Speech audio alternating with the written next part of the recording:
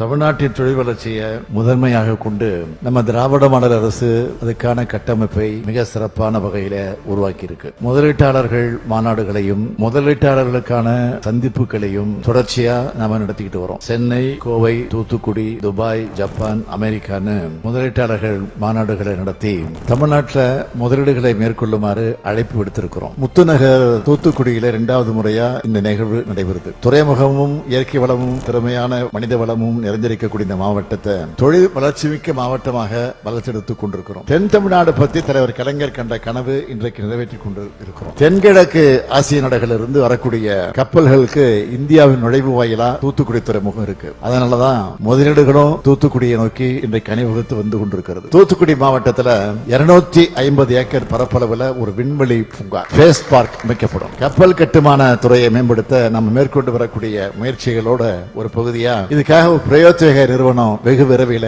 தொடங்கப்படும். அந்த நிறுவனம் மூலம் கப்பல் துறை தொழில் வளர்ச்சிக்கு தேவையான அனைத்து கட்டமைப்பு மேம்பாட்டு பணிகளும் மேற்கொள்ளப்படும். 3வது அறிவிப்பு, முருங்கை ஏற்றுமதி மற்றும் சாகுபடி கட்டமைப்புக்காக தூத்துக்குடி மற்றும் திருநெல்வேலி மாவட்டங்களில் 5 கோடியே 59 லட்சம் ரூபாய் செலவினத்தில் ஒரு புது வசதி மையம் நிறுவப்படும். 4வது அறிவிப்பு, திருநெல்வேலி மாவட்டத்தில் தமிழ்நாடு உணவு பதப்படுத்துதல் மற்றும் வேளாண் ஏற்றுமதி மேம்பாட்டு கழகத்தோட மண்டல பிரிவு அமைக்கப்படும்.